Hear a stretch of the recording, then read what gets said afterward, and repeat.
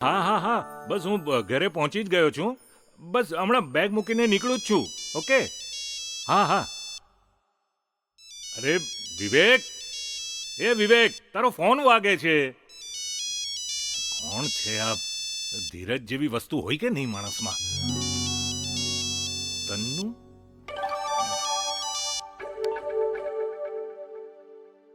હા હા, બબ્બુ હમણાં નીકળે જ છે. તમે કોણ? જરા પરિચય આપશો? એ, લ્યો, કાપી નાખ્યો ફોન. કમાલ છે. કોણ ઉઘાડશે આ જનરેશનને? નામ ફેરવી નાખે છે ને કામ પણ ફેરવી નાખે છે. આ ઘરમાં હાજર છે એ મા બાપ સાથે વાત કરવાનો સમય નથી અને અહીંયા છાશવારે ફોન કરી કરીને અપડેટ લેવાય છે. બોલો. ઓ લાડ સાહેબ, ક્યાં હે? આમ સજી ધજીને ક્યાં ઉપડ્યા? રખડવા. રખડવા? શું પપ્પા, તમે પણ સીઆઈડી ઓફિસરની જેમ ઇન્વેસ્ટિગેશન કરો છો? અરે કોલેજનો સમય થયો હોય તો કોલેજ જ જતો હોઉં ને. આ તો ક્યારેક અજાણ્યા ફોન આવે તો ઇન્વેસ્ટિગેશન પણ કરવું પડે ને બબુ. બાબુ, એટલે હા, કોણ છે? કોણ છે આ? ચલ, આનો પરિચય મળશે મને. એ તો મારી ક્લાસમેટ છે. એમાં શંકા શું કરો છો? ક્લાસમેટ છે એમ? ક્લાસમેટ છે કે સોલમેટ છે? કોલ કરીને કંઈક વિશેષ જ કાળજી લેવાય છે તમારી, એટલે ખાલી આમ પૂછું છું. આ તો એ તો કોલેજમાં સાથે હોય એટલે કોલ કરીને પૂછે, પણ એ તો જસ્ટ ફ્રેન્ડ છે પપ્પા. જસ્ટ ફ્રેન્ડ છે. જસ્ટ ફ્રેન્ડ છે હે? પણ આ મેસેજ અને કોલ હિસ્ટ્રી જોતા આ ક્લાસમેટ કરતા કંઈક વિશેષ હોય ને એવું લાગે છે. અને તું આવા ફેલ ફતૂર કરવા માટે કોલેજ જાય છે? આ તારી કોલેજની ફી કેવી રીતે ભરું છું એ તને ખબર છે? ખબર છે મને પપ્પા, પણ એ તો તમારી ફરજ છે ને. એમાં વળી તમે મારા ઉપર ઉપકાર થોડો કરો છો. હા, તો સારામાં સારું ભણવું એ પણ તારી ફરજ છે ને. અમે તો અમારી ફરજ બજાવીએ છીએ, પણ તમે તમારી ફરજ બજાવવાનું ચૂકી જાઓ છો આવા મોજ શોખ કરવામાં, સમજો ને. અરે પપ્પા, શેના મોજ શોખ કરીએ છીએ? આ બધું શું છે? શું છે આ બધું? આ લિવાઇસના કપડાં, રીબોકના બૂટ, એપલનો મોબાઈલ, બ્રાન્ડ સિવાય તો એકેય વસ્તુ સાહેબને ફાવતી જ નથી. અમે તને જરૂર પડે ને ત્યાં ખર્ચ કરવા માટે રૂપિયા આપીએ છીએ, તને જરૂરી લાગે ત્યાં ખર્ચ કરવા માટે નહીં, સમજો? શરૂ થઈ ગયું તમારું ખર્ચ પુરાણ. હા બસ ભાઈ, તમને તો ખર્ચ પુરાણ જ લાગવાનું ને. એક વખત કમાવવા તો જાઓ. એક વખત કમાવા જાઓ, તમે જાતે કમાઈને આ બધું લેશો ને ત્યારે આ પુરાણ તમને સમજાશે. ઘરમાં કોઈને પૈસાની કિંમત જ નથી. બધા પાણીની જેમ પૈસા વાપરે છે. અને પેલો મોટો એ પણ સમજતો તો છે જ નહીં. કોણ પાણીની જેમ વાપરે છે પપ્પા? હું તો કમાઈને વાપરું છું ને. એમાં આટલું બધું કચકચ શું કરો છો તમે?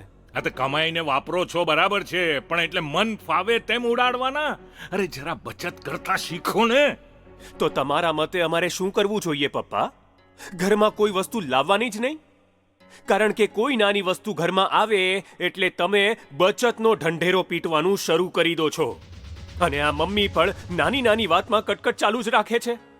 ક્યારેક અદિતિ મોડી આવી હોય તો ફોન ઉપર ફોન ચાલુ થઈ જાય. અદિતિને બહાર બધે ફરવાનું આવડે છે, ઘરનું કોઈ કામ નથી આવડતું. મમ્મીની આ રોજની રામાયણ છે. અરે અમારી કોઈ પર્સનલ લાઈફ જ નથી? સ્વતંત્રતા જેવું કંઈ હોય કે નહીં ઘરમાં? અમારા પૈસા છે, અમે ગમે તેમ વાપરીએ, એમાં વારે વારે કટકટ શું કર્યા કરવાનું? ભૂલ થઈ ગઈ મારી. સોરી, મને નહોતી ખબર કે તમે આ ઘરમાં આટલા ગુંગળાઈને જીવો છો. આ તો એક બાપ તરીકે દીકરાની બળતરા થાય ને એટલે કહું છું. બાકી તમારી જિંદગી છે, તમને સંપૂર્ણ સ્વતંત્રતા છે. તમારે કેવી રીતે જીવવી એ નિર્ણય તમારે કરવાનો છે. ઓકે? તમે ખાલી બોલો છો પપ્પા, પણ અમને અમારી રીતે જીવવા ક્યાં દ્યો છો? જરા જમાના પ્રમાણે ચાલતા શીખો ને પપ્પા. કંટાળી ગયા છે હવે તમારી રોજની કટકટથી. મા બાપ દીકરાઓને ક્યારે સમજતા થશે? ખબર નહીં એ આપણી લાગણીઓને ક્યારે સમજશે. ભાઈ વિવેક, હવે હું થાકી ગયો છું.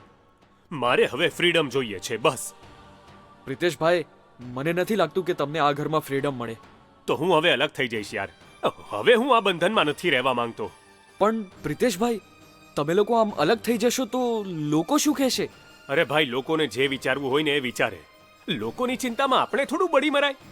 ઓફિસે જાવ તો બોસની કટકટ, ઘરે આવીએ તો બાપની કટકટ અને રૂમમાં જઈએ તો બૈરાની કટકટ. હવે સહન શક્તિની પણ કઈ લિમિટ હોય કે નહીં? અને અદિતિએ તો મને ક્યારનું કહી દીધું હતું કે મને આ ઘરમાં નથી ફાવતું, એટલે હવે મારે તો અલગ થયા વગર છૂટકો જ નથી ભાઈ.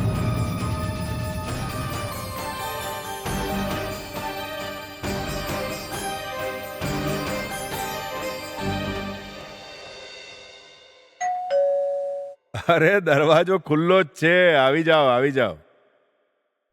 નમસ્તે અંકલ. અરે શરદ, આવ આવ આવ. બેસ બેસ દીકરા બેસ. કેમ છે, ઘરે બધા મજામાં? હા અંકલ, ઘરમાં બધા મજામાં છે. અત્યારે તો મારા લગ્નની તૈયારી ચાલે છે. એમ? શું વાત કરે છે? વાહ ભાઈ વાહ. હા અંકલ, આ લો કંકોત્રી. અંકલ, તમારે બધાએ આવવાનું છે. અરે હા, 100% હો. મેં પ્રિતેશને ફોનમાં તો મોકલી જ છે, પણ પછી પપ્પાએ કહ્યું કે તું ઘરે રૂબરૂ જ આપતો આવ, હા. એટલે આપવા આવી ગયો. અરે ભઈલા, આપવા આવ્યો એ તો સારું જ થયું ને. એ બહાને મળાઈ તો ગયું હે. હા હા અંકલ. પણ તું એકલો કેમ આવ્યો? બધાને લઈને આવ્યો હોત તો. આમ પણ તારા પપ્પાને મળ્યાને ઘણો સમય થઈ ગયો. એકચ્યુઅલી તેઓ જ આવવાના હતા, પણ લગ્નની તૈયારી અને પાછું એમને આવવા જવામાં 2 કલાક નીકળી જાય, એટલે પછી હું આવી ગયો. કેમ 2 કલાક? નવા ઘરે રહેવા ગયા કે શું? બાકી તમારું ઘર તો 10 મિનિટના અંતર જ છે. ના અંકલ, હું અને મારી ભાવિ પત્ની અમે બંને જણા તો જૂના ઘરમાં જ રહીશું, એમ? પણ મમ્મી પપ્પાને નવા ફ્લેટ પર અત્યારથી જ રહેવા માટે મોકલી દીધા છે. કેમ નવા ફ્લેટમાં? ઘર નાનું પડતું હતું ને, એટલે. 7 વ્યક્તિ રહી શકે એટલું મોટું ઘર નાનું ક્યારથી પડવા લાગ્યું શરદ? કારણ કે તમે તો 4 જ વ્યક્તિ છો ને. બેટા, ઘર નાનું પડવા લાગ્યું તું કે પછી મન નાના પડવા લાગ્યા હતા? ના ના અંકલ, એવું કઈ નહોતું, પણ મેં અને પપ્પાએ સાથે મળીને જ અલગ થવાનો નિર્ણય લીધો હતો, અને એમાં પપ્પા પણ ખુશ હતા. શરદ, તેઓ ખુશ છે કે નહીં એ તને તારા પપ્પાએ કહ્યું તું? ના, પણ તેમના મુખ પર હું એ ખુશી જોઈ શકતો હતો. અરે બેટા, દીકરાથી અલગ રહેવામાં કયા મા બાપ ખુશ થાય હે? કેમ? અમે એમને લાઈફ એમની રીતે જીવવા માટે છૂટા મૂકી દીધા છે. એ એમની રીતે જીવે અને અમે અમારી રીતે જીવે. એ પણ ખુશ અને અમે પણ. બેટા, તો તારા જન્મતા જ તારા મમ્મી પપ્પાએ તને કોઈ અનાથ આશ્રમમાં મૂકવાની જરૂર હતી? કેમ અંકલ? અરે ભાઈ, ખુશી માટે. ખુશી? તે જ કહ્યું ને, અલગ રહેવાથી ખુશીમાં વધારો થાય. શરદ, મા બાપ દીકરાને મોટો કરવામાં આખી જિંદગી ખર્ચી નાખે અને પછી એ જ દીકરો પોતાના સ્વાર્થ માટે મા બાપને અલગ કરી દે, તે કેવું કહેવાય?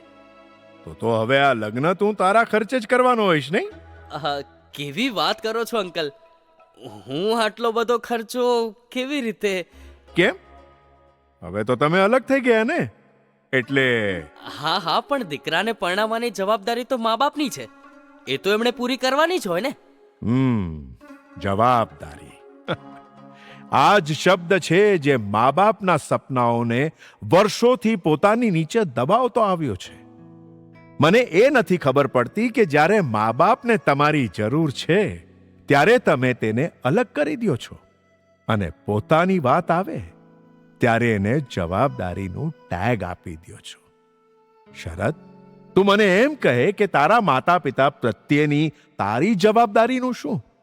અંકલ, એમાં એવું છે ને કે એક મિનિટ અંકલ, એક મિનિટ.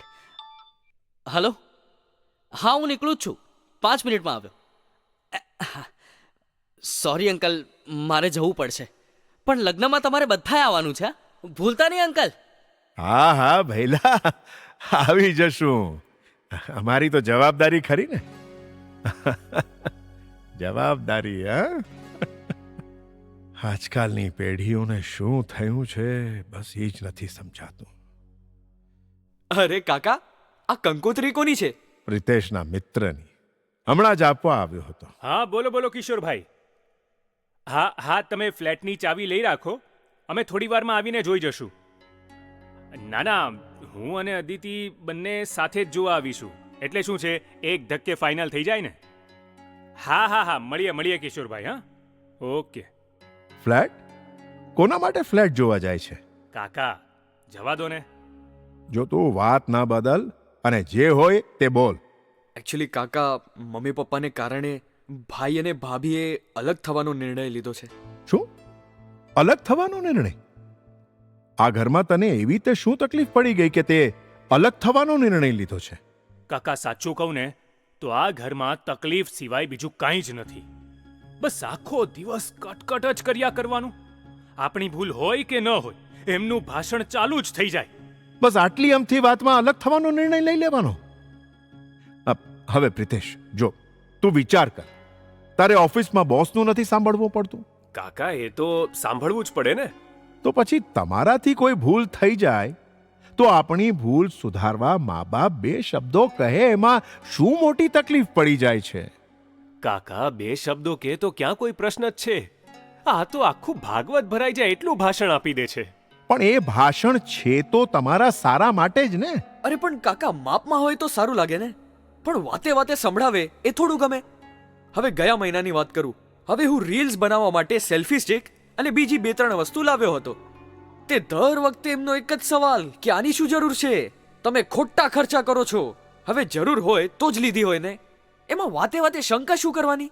હવે કાકા 2 દિવસ પહેલાની જ વાત કરું. આ અદિતિ એની કોઈ ફ્રેન્ડ સાથે શોપિંગ કરવા ગઈ હતી. તો ત્યારે એક ડ્રેસ એને ગમી ગયો તો એ લઈ આવી. મમ્મીને ખબર પડતા જ ઘરમાં તો મહાભારત શરૂ થઈ ગયું. અત્યારે ડ્રેસની શું જરૂર છે, બચત કરતા શીખો ને. આમ વાતે વાતે એનું ખર્ચ પુરાણ અને બચતનું ગણિત શરૂ થઈ જાય છે. હવે એટલી તો ખબર પડે ને કાકા, અમે નાના થોડા છીએ. તમારી વાત સાચી છે, પણ આ વાતમાં તારા મમ્મી પપ્પા પણ ખોટા નથી. તેમને કપડાનો પ્રશ્ન નથી, તેમને એ પ્રશ્ન છે કે કબાટ ભરાય એટલા નવા કપડાં હોવા છતાં અત્યારે બીજા કપડાં લાવવાની શું જરૂર છે? ને અત્યારે તો રોજ નવી નવી ફેશન આવતી જાય છે. ફેશન ઓલ્ડ થયા પછી કપડાં નવા હોવા છતાં તમે થોડા પહેરવાના છો એ કપડાં? આને તો ખોટા ખર્ચા જ કહેવાય ને બેટા. પણ કાકા અદિતિ ઓફરમાં ડ્રેસ લાવેલી હતી, એમાં પણ એણે પૈસાની બચત તો કરી જ ને. હા કાકા, મેં પણ ઓનલાઈન સારું એવું ડિસ્કાઉન્ટ હતું એટલે લીધું હતું. અરે પણ દીકરા, આપણા કામનો હોય કે ન હોય, ડિસ્કાઉન્ટ જોઈને લઈ લઈએ, પછી ભલે ને ગમે એટલું સસ્તું હોય પણ ખરીદ્યા પછી આપણે ખરેખર વાપરીએ નહીં તો વેસ્ટેજ જ કહેવાય ને બેટા. ને આ ઓફર તો તમારી જેવા જુવાનિયાઓને લલચાવવા માટે એક માર્કેટિંગ સ્કીમ જ છે. બાકી ગમે એટલું સસ્તું વેચ્યા પછી પણ ફાયદો એમનો જ છે અને અંતે નુકસાન તો આપણે જ ભોગવવાનું છે. કાકા પણ આ બધા ખર્ચા અમે કમાઈને કરીએ છીએ, આટલું તો સમજો. એમના પૈસે થોડી લીલા લેર કરીએ છીએ. અરે કમાઓ છો તો એનો મતલબ એવો થોડો છે કે બધું વાપરી જ નાખવું. અરે ભાઈ, બચત તો કરવી પડે ને. પ્રિતેશ, તમને જે મહેનત કર્યા વગરની વસ્તુઓ મળી ગઈ છે તેની પાછળ તમારા માતા પિતાની વર્ષોની ભેગી કરેલી બચતનું જ પરિણામ છે. તેઓ બચત કરે છે અને તમારી પાસે કરાવવાનો આગ્રહ રાખે છે. એ બધું તમને જ કામમાં આવવાનું છે. આ બધું તમારા માટે જ છે ને. પણ કાકા મને એ સમજાતું નથી કે બચત કરવાના ચક્કરમાં અમારે અમારી લાઈફ એન્જોય જ નહીં કરવાની. હે, અમે પછી કેટલી જગ્યાએ સેક્રિફાઈસ કરીએ. ઓહો હો, તમે તે વળી શું સેક્રિફાઈસ કરી નાખ્યું? સેક્રિફાઈસ તો બેટા એમણે કર્યું છે, એમણે. તમને ભણાવવા ગણાવવામાં અને તમારા મોજ શોખ પૂરા કરવામાં એમણે બધું સેક્રિફાઈસ કર્યું છે. હા પણ કાકા તમે... એક વખત તારા પપ્પાને કંપની તરફથી કાશ્મીરની ટ્રીપનું આયોજન થયું હતું, તેમાં જવાનું હતું. અચાનક એક દિવસ મને કહ્યું કે મેં જવાનું બંધ રાખ્યું છે. પૂછતાં ખબર પડી કે તમારા બંનેની સ્કૂલની એક્ઝામ હતી એ સમયે. મેં કીધું કે હું છું ને, હું ધ્યાન રાખીશ, પછી ક્યારે આવો મોકો મળશે. પણ પછી ક્યારેક વાત, એમ કહી એમણે વાતને ત્યાં જ ટાળી દીધી. અને પછી ક્યારેય બહાર ફરવા જવાનો સમય તેને મળ્યો જ નહીં. જો કે એવા સંજોગો પણ ઊભા ન થયા. અને હા, તમારા બધા ખર્ચા પૂરા કરતા જે કંઈ બચત થતી એનું તેઓ સોનું લઈ લેતા. આજે અદિતિના ગળામાં જે 10 તોલાનો હાર છે ને, એ એમના સેક્રિફાઈસના પ્રતાપે છે બેટા. આ તમે શું વાત કરો છો કાકા? મમ્મી પપ્પા પોતાની બચતના પૈસામાંથી સોનું ખરીદતા હતા અને એ બધું ભેગું કરેલું સોનું એમણે અમને આપી દીધું. હા તો અમને ખબર જ નહોતી. ખરેખર હવે સમજાયું એમનું બચતનું ગણિત. પણ કાકા, આવું કોઈ દિવસ અમને કે તો અમને ખબર પડે ને. આવું સેક્રિફાઈસ કરીને કંઈ સંભળાવવાનું થોડું હોય. નિસ્વાર્થ પ્રેમ હોય ત્યાં જ આવું સેક્રિફાઈસ થઈ શકે. અને વિવેક, તું શું એમને ફરજ ગણાવતો હતો? ફી ભરવી એ એમની ફરજ છે, એમાં શું નવાઈની વાત છે એમ? એ કઈ રીતે તારી ફી ભરે છે એનો ખ્યાલ પણ છે તને? રોજ બિચારો ઓવરટાઈમ કરે અને રવિવાર તથા કોઈ પણ તહેવારે મોજ શોખ કર્યા વગર એક્સ્ટ્રા ટાઈમ ભરે ત્યારે તારી ફી ભરાય છે.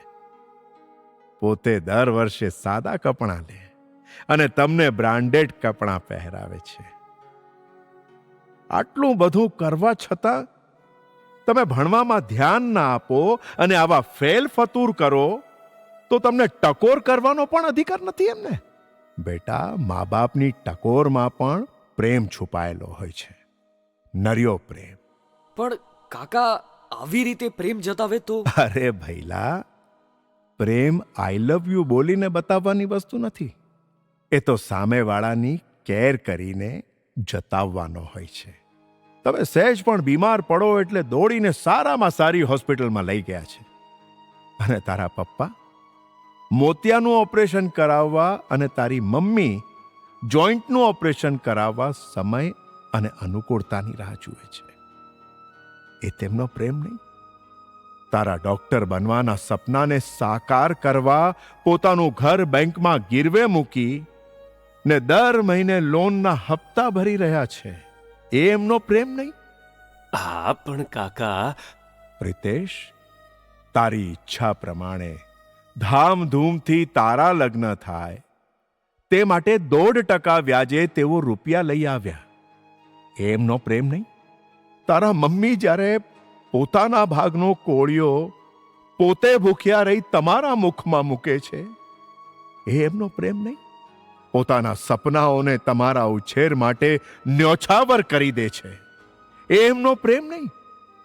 પોતાના મોજ શોખને ભૂલી તમારી જરૂરિયાતો પૂરી કરવા હંમેશા તત્પર રહે છે, એ એમનો પ્રેમ નહીં? 2 નોકરીઓ કરી પોતાની જાતને તમારા ભણતર માટે નીચોવી નાખી, એ તેમનો પ્રેમ નહીં? પોતાના પગમાં ઘસાઈ ગયેલા ચપ્પલ રાખી તમને રિબોકના બૂટ પહેરાવે, એમનો પ્રેમ નહીં? પોતે રબર બેન્ડ મારી મોબાઈલ વાપરે છે અને તમને એપલનો મોબાઈલ લઈ આપે, વાહ વાહ વાહ, એમનો પ્રેમ નહીં? દીકરાઓ, તમારા પપ્પા તમને બંનેને ખૂબ પ્રેમ કરે છે. તેને તમારા પ્રત્યે અપાર લાગણી છે બેટા, પણ એને જતાવતા નથી આવડતું.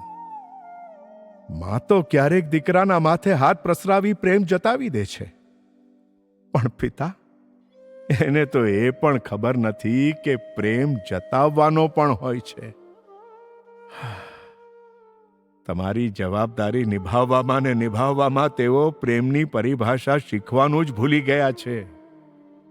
અને હા પ્રિતેશ, પાછા અલગ થવાની વાત તમારા પપ્પાને ખબર ન પડે ને એ ધ્યાન રાખજો.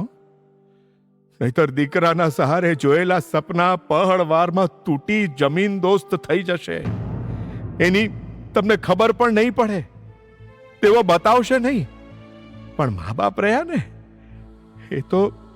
એ તો તમારા માટે પોતાના સપનાને પણ સેક્રિફાઈસ કરી દેશે. ઠીક છે બેટા, આ તો મારાથી રહેવાયું નહીં ને એટલે કહી દીધું. પણ કદાચ જો વધારે બોલાઈ ગયું હોય અને તમારા દિલને ઠેસ પહોંચી હોય ને તો બેટા મને માફ કરજો. અરે કાકા, આ શું કરો છો? માફી તમારે નહીં, અમારે માંગવાની છે. અમારા મમ્મી પપ્પાની ખબર નહીં અત્યાર સુધીમાં કેટલીય વાર એમની પ્રેમની મીઠી ટકોરને અમે કચકચ માનીને એમને ન કહેવાનું કીધું હશે. ખરેખર બહુ મોટી ભૂલ કરી છે અમે લોકોએ. કાકા, સાચા પ્રેમની પરિભાષા આજે સમજાણી. જો આજે તમે આ બધું કહ્યું ના હોત ને તો કદાચ મારી મૂર્ખામીના કારણે મેં બહુ ખોટો નિર્ણય લઈ લીધો હોત. તમારો ખૂબ ખૂબ આભાર કાકા. Thank you very much. અરે બેટા, એમાં આભાર શાનો? ચાલો ચાલો, હવે જમી લઈએ, સમય ઘણો થઈ ગયો છે. કાકા, પપ્પા પણ હમણાં આવતા જ હશે. એ આવે પછી આપણે બધા સાથે બેસીને જમીએ ને, બહુ મજા આવશે. હા લે, એ તો 100%ની વાત કરી હો તે.